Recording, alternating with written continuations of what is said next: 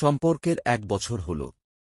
এখন পর্যন্ত তোমাকে কিস বা অন্য কিছু করি নাই, এখন তো কিছু একটা করতে দাও প্লিজ। মানে কি করতে চাও তুমি? আমি তোমার শরীর দেখতে চাই ভিডিও কলে। যদি তুমি না দেখাও তাহলে কথা বলবো না। ছি হাসিব, তুমি অন্য ছেলেদের মতো হয়ে গেলে। তোমার কাছে এইটা আশা করি নাই। কেন আমার গার্লফ্রেন্ডকে আমি দেখতে পারি না? এছাড়া আমরা তো বিয়ে করব কিছুদিন পরেই। বিয়ের পরে সব দেখিও। আমি তো হারিয়ে যাচ্ছি না, তাই না? আমি এত কিছু জানি না তুমি ভিডিও কলে এসে তোমার শরীর দেখাবে নাকি দেখাবে না, সেই বলো শুধুমাত্র তুমি। নাহ, দেখাবো না। ঠিক আছে, ভালো থাকিও। এখানেই আমাদের সম্পর্কটি শেষ, বুঝলা? তুমি আমাকে ফোন বা মেসেজ কিচ্ছু দিবা না। প্লিজ হাসিব, বুঝার চেষ্টা করো। আমার বুঝা শেষ। তুমি যে আমাকে বিশ্বাস করো না সেটা আমি ভালো করেই বুঝেছি। তোমাকে অনেক বিশ্বাস করি বভনি। আমি যা বলছি তাই যদি করতে পারো তাহলে ফিরে আসিও বাই। কথাটি বলেই হাসিব ফোন কেটে দিল। সত্যি এখন কি করবে কিচ্ছু ভেবে পাচ্ছিল না।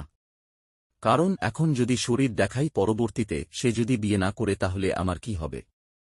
এইভাবে 2 দিন কেটে যায় কিন্তু হাসিব আর ফোন বা মেসেজ কিচ্ছু দেয় না। যার কারণে সুক্তির ভীষণ মন খারাপ হয়ে যায়। যেই মানুষটা একদিন কথা না হলে কান্না করত সে আজ 2 দিন ধরে কথা বলে না। সুক্তি নিজে থেকেই হাসিবকে ফোন দিল।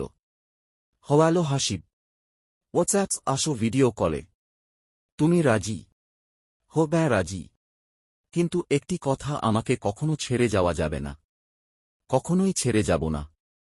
তুমি ভিডিও কলে আসো প্লিজ। ঠিক আছে। এরপরে সুক্তি ভিডিও কলে এসে বয়ফ্রেন্ড হাসিবকে নিজের শরীরটা দেখায়, শুধুমাত্র ভালোবাসা টিকিয়ে রাখার জন্যে।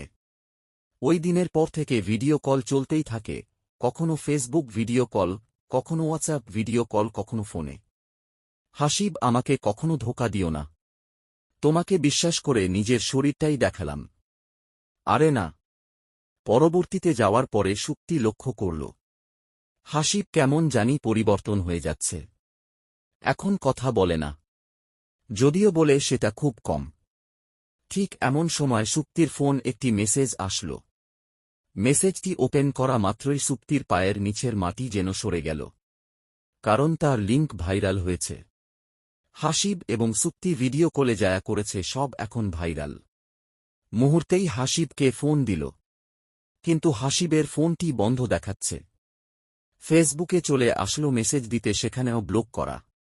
এই জন্যে বলি প্রিয় বোনেরা, ভালোবাসবা ঠিক আছে, কিন্তু এমন কিছু করিও না যার কারণে তোমার মান সম্মান এবং তোমার পরিবারের মান সম্মান শেষ হয়ে যায়।